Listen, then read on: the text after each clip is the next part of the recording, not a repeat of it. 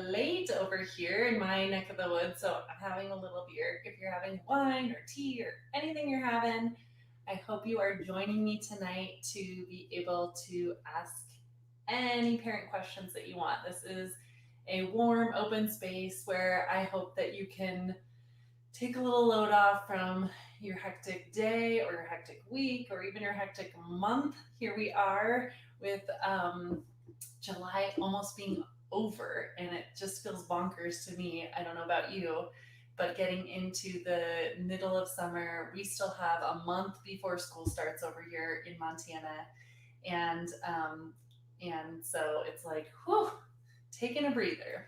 So I'm happy to be here with you to be able to answer any parenting questions that you have. This is a space to be able to um, let me know what have been some challenges lately. So I've had some people asking me some questions recently. So I'm gonna start with some of those, and then as others gather, feel free to ask your questions, or if you end up watching this as a replay, feel free to ask a question and I can respond in comments as well.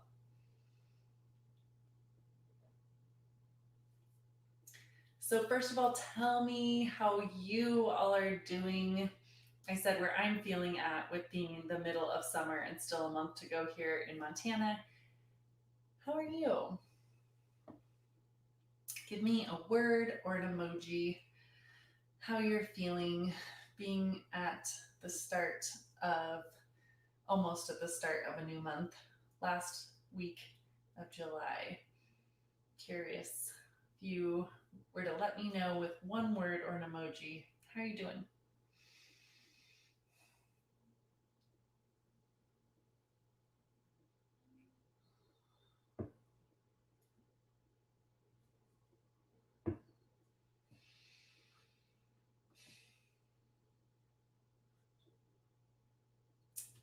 Yeah, thanks. Let me know whether you're live or in the replay, how you're doing with a word or an emoji. And let's dive into question time. Anything that you want to ask, this is a place to get to ask it. Hopefully, we can help with some of those sad faces or the folks that are feeling tired or overwhelmed or just having a blast or whatever it is.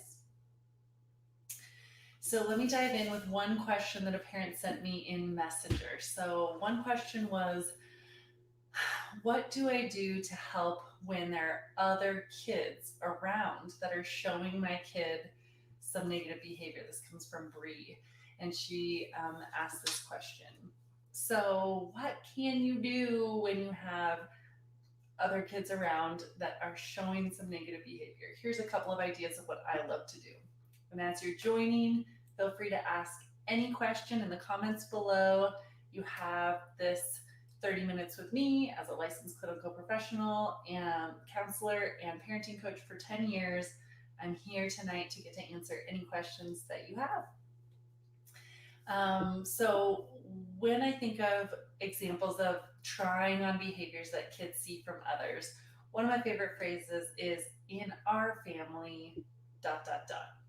Whatever that may be. If they're like, how come I can't get a cell phone yet? Or how come I can't, be able to have overnights yet? Or why don't we have 57 Legos like Jason does? Or whatever the thing is. Or they're trying out a behavior like screaming or back talk, like screaming for younger kids. I'm thinking of back talk for older kids. I love this phrase to always come back to, you know what, honey, in our family, we talk this way. These are our values. These are our rules. And it doesn't have to be any dig against anyone else. Like they have their family, they have their values, they have how they choose to spend money or whatever freedoms. In our family, this is our rules. This is what we value. This is why we value it. A lot of times I hear parents like asking their kids, why did you do that? Like, why did you not clean up your toys? Or why did you this? But then we don't always give those why. So that's my favorite phrase is in our family, we, you know, we use our kind voice with each other. And because that's important to us. And that kind of reminds me actually too, if you haven't ever sat down with your partner or yourself, if you're a single parent, to make a list of those couple things that are kind of your key family values that you repeat often. Like, well, we use gentle hands and kind words. We are respectful to all people, places, and things. Um, we share how we feel. Those are some simple phrases that we say again and again and again in our family. And you can hear that they're kind of worded in the positive way. And also, they're just a good way to come back to when there are challenging behaviors, like another kid showing behavior, and I don't want my kid to be copying that, that I can say, remember, in our family, we use gentle hands and kind words, or we are respectful to all people, places, and things. That's why we don't just leave our gum wrappers over here and figure someone else is going to get them, or whatever the situation might be. So that's one of my favorites. What questions do you have? Those that are watching, it is live question answer. So give me your questions.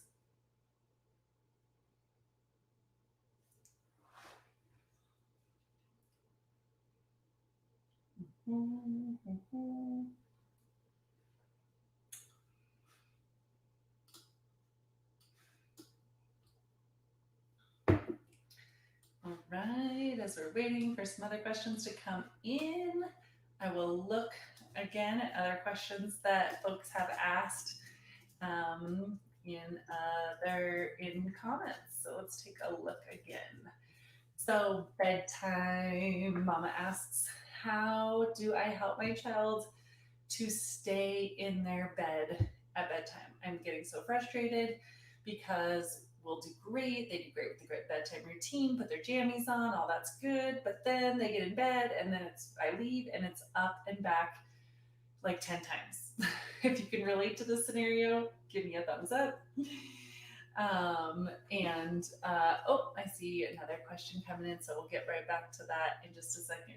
Todd says, divide and conquer. How do you handle that? So let me know, Todd. I'm not sure if you're talking about bedtime or something else, right? The word bedtime, if you mean what I'm saying about bedtime. So what I recommend in terms of those bedtime situations where they did a great job getting in bed, but then they get up several times, is to reverse the attention to what you want to see more of. So if we really think about the big picture, that like even if we feel like they're getting negative like response from us, like go back to bed, that's not okay. It's still a sense of attention. So if you can change it into, I'm only going to sort of like give them connection and attention for what I want to see more of. We can do like checks, one of my clients calls it. And she says she gives her child like 3 checks. And what does that mean? It's not like a star chart. It's, I'm going to come check on you, see that you're staying in bed, and give you one more like 30-second back rub and one more last kiss. Okay, now I'm going to check back in 3 minutes. Okay. And if they get out of bed, they lose one of their checks. So then it would be like, oh darn, now you only have 2 checks left. Okay, remember, stay in bed and you get those 2 checks. So, and you're giving a longer amount of time. So the next check would be maybe 8 or 9, 10 minutes later. Depending on the child's age, I would do a shorter length of time, like just 1 minute for the first check and then like 3 minutes for the second check, 5 minutes, especially if this has been a problem. Really try to give them incentive to stay in that bed. One more little back rub, and then keep getting the time longer and longer. And usually they will have fallen asleep then. And in the morning time, you get to say, wow, you did such a great job of staying in your bed. That was awesome. And it seemed like you enjoyed your check. So we'll do that again tonight. So it's a positive reward system as opposed to them keep getting out of bed and you being like, oh, go back to bed. Yes. Hi, Tiffany. Hi, Tammy. Great to see you guys. Please feel free to ask any questions that might be burning on your mind tonight. This is the once a month question answer time that I love to offer in my coaching program. We do this 4 times a week that people get to be live with me and not just here in a video, but face to face asking questions. But I like to offer it to all of us here in the free group once a month. So, any questions you have? Hi, Ashley Marie. Great to see you too. Thanks for saying hi. So, Todd clarified his question. He said, just daily struggles. Mom allows me, or dad allows me, divide and conquer. It's become a marriage struggle now.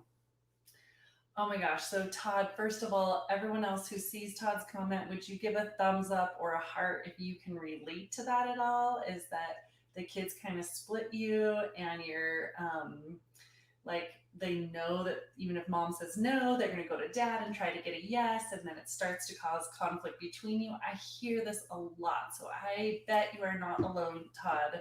Anyone else who's experiencing that, please give Todd's comment there a thumbs up or a heart, just like, connect with him that he's not alone.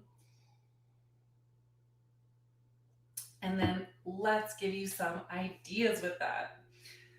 So, this is so huge. First of all, I recommend that you and your partner try as much as possible to powwow on the things that have been coming up. So, let's say technology, or amount of cartoons in the morning, or amount of access to snacks during the day. Like, you start to notice these things that are the things that are often like poking at one or the other for. Powwow and be on the same page. Like, wait, did he ask you today for another snack popsicle? Because like I had just given him a popsicle in the morning. Okay, we need to be totally, let's make a plan here. So I always love to tell my coaching clients this is one of the key things: make a plan so that you then can follow through. And I know that's super simplistic, but sometimes we just don't make a plan. We can keep fighting the battle and never sit down. Make a plan as partners. Tell your child, hey, so I know that there's been different messages about what snacks are available. So I just want you to know, mom and I talked, and here's the agreement. We are going to allow one popsicle a day. You can choose when it is. It could be right after breakfast, all the way up until dinner time, but just one. And we are going to make sure we're going to start this tally chart so that we put a little mark when you've gotten your popsicle or something like that. Or we're going to check with each other. If you ask one of us, we're going to ask if the other one, did he have a popsicle already? And you need to manage that. Or maybe it's tech time, sitting down and saying, okay, he keeps asking for like tech time from this parent, tech time from that parent. Why don't we make a chart? This is actually the chart we made for my son for this summer, which is like, okay, you get 3 hours of video game time, and then he gets to choose and mark off as he uses it. Now, I will confess that I have not, he definitely got more than this in tech time today. So I need to be getting on there and making sure, but he also was sick today, so it's kind of an exception. But if you can find systems to be on the same page so that they are not playing you against each other, because your marriage matters. It really does matter for them to not be getting in the middle. That actually doesn't feel great to them, and it's not fair. So definitely that's some suggestions. Let me know, Todd, if that addresses what you guys have been struggling with, or if I'm missing some nuance of what has been challenging. Others that are listening, I see more people watching. This is your live chance. Any questions that you have, feel free to drop them in the comments and I'm happy to answer them. I am live with people in my coaching program every week, 4 different opportunities at times that work conveniently for them. And I like to offer to this free space once a month to be able to answer any questions that I can. So this is your time, this is your space. If you're live right now, please go ahead and drop your question. I'll be happy to answer it. Tiffany says, my kids constantly want to engage with us, and sometimes we want to connect with each other or just have silence. How do I get a break without shutting them down? Oh my gosh, thank you. Such a good question, Tiffany. I appreciate that. So again, anyone else who's watching this, either live or replay, please put a heart or a like with Tiffany's comment and question there if you have experienced anything like that, so that she can know she's not alone and there are other people that have that similar challenge.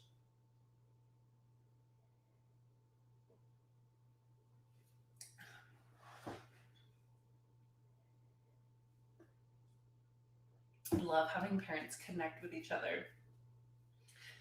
So, what I would suggest, Tiffany, is this I love you and. This is something that I share in my masterclass that is 4 days to get you more joy and ease, to get you to having less times that you're losing your temper. And it's one of the strategies I share in there that is I love you and the answer is no. So I feel like we get in this place where we feel like we need to be nice or we need to hold a boundary instead of knowing ways that we can cleverly be kind and firm at the same time. So it's one of my favorite tools to embody kindness and firmness at the same time. So what does that look like in your situation? Something like, honey, I love you and daddy and I are having some time right now.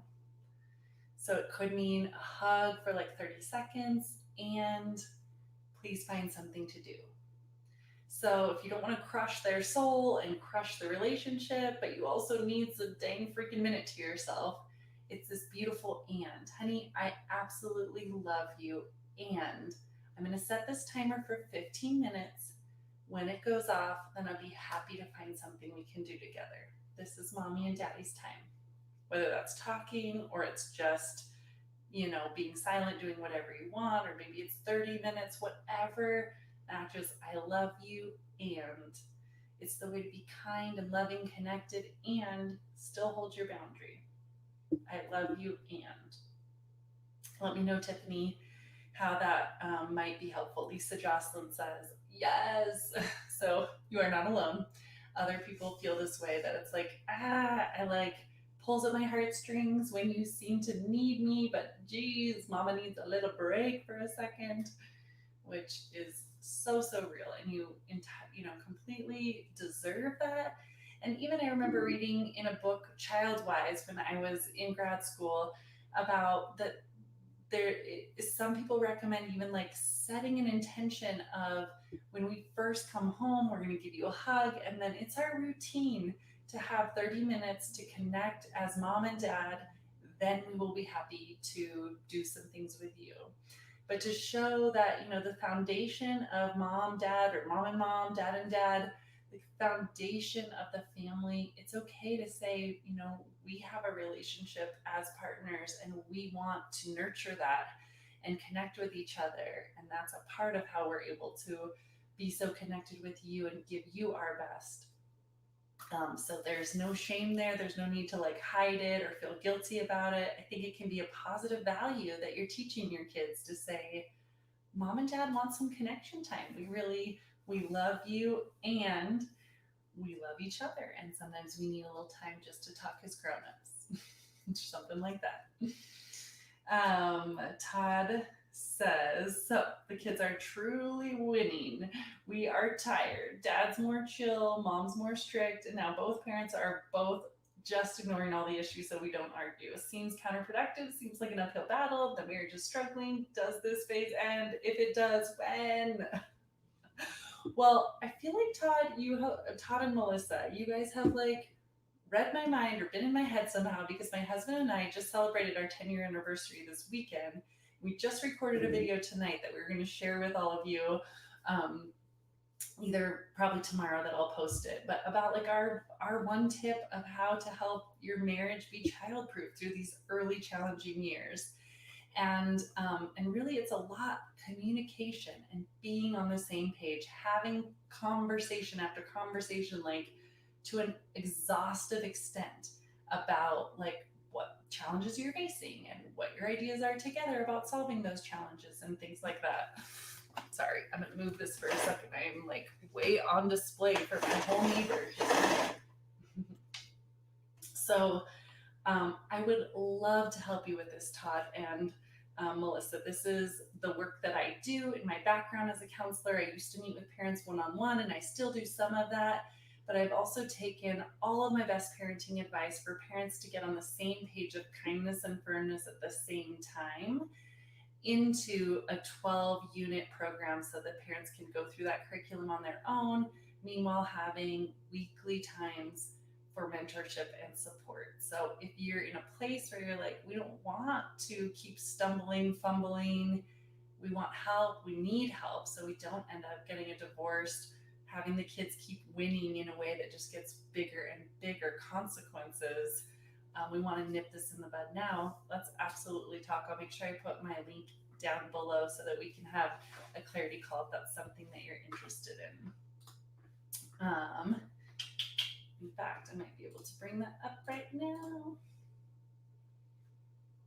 Mm-hmm.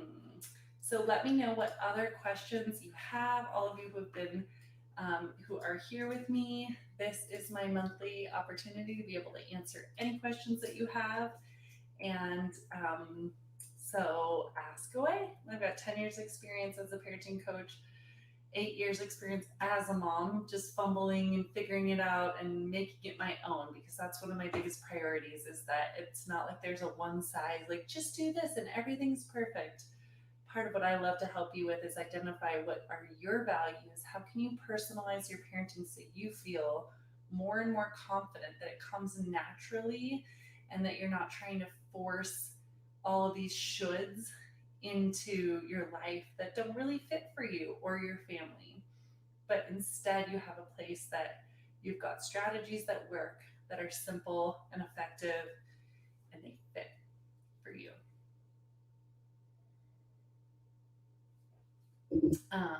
Let's see what else people are asking. What other questions do you have? Ashley Marie, you haven't asked anything yet. I know you're there. Tammy, if you're still watching, what questions do you have? I'm happy to answer them. Just drop them below.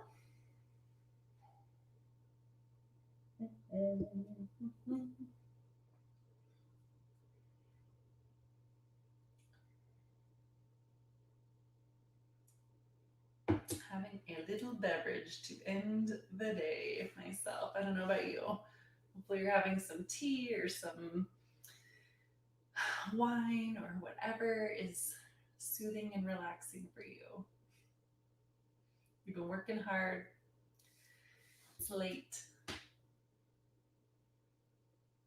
And you deserve a little bit of whatever is nice for you. A big tall glass of water, whatever's enjoyable for you.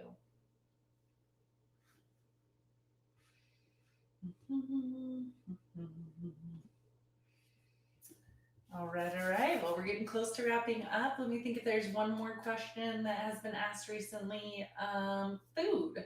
I'll share one question that a parent recently was asking me was about how do I get my child to eat dinner? And this again is a really important place where I feel like having expectations that have been made and discussed ahead of time really makes a lot of the difference. And bringing your child to the table, not just the dinner table, but the conversation table. What do I mean by that? Meaning, if you feel like you're fighting a battle of like, eat this many, excuse me, eat this many bites, you have to eat your chicken, you need to eat your vegetable, whatever the thing may be, then I want you to reflect on the possibility that what would it look like to sit down with your child and say, gosh, dinners have been hard. How can we make a plan for how dinner can go better? Or maybe you sit down with your partner so that you then just tell your child, especially if they're younger, what the plan is. Like, you know what, mom and dad just talked, or mom and I just talked, and we decided that for dinners, we are not going to do like a how many more bites thing. We're just going to put a small enough amount that seems reasonable to fill your belly to have energy in the morning. We want you to eat that. And if you want more, you can have more. And if you're done, that's fine. Or like some parents will say, I decide what's on the plate, you decide what amount of that you want to eat. And they will say, I'm going to put this, this, and this. Like, I'm not going to be short order cook just for nuggets and french fries. I'm going to put a variety of things. You can choose from that what you want. Others will say you need to take at least a no thank you bite. Like, there's room for whatever your values are in terms of food. But make a plan, say it to your child, and if possible, involve them as they're getting older into like, how can we make this go better? A lot of times I find that like so.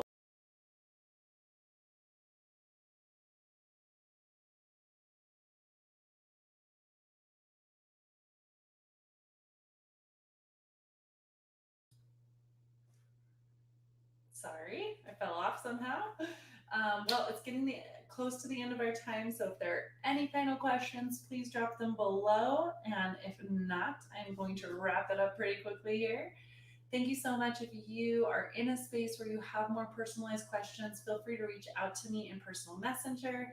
And I do offer a free 30-minute consultation to anyone who's starting to really get in this place where you want more. You want more joy. You want to have better experiences as a family. You want to have more tools that are effective and are easier and taking less time instead of more. If you want those things, then I would be happy to have a clarity call with you. I'll make sure the link is below. I'm going on vacation the first 2 weeks of August, so it would be good to get a time scheduled this week if that's something you would like to do. Hope to talk soon. Bye now.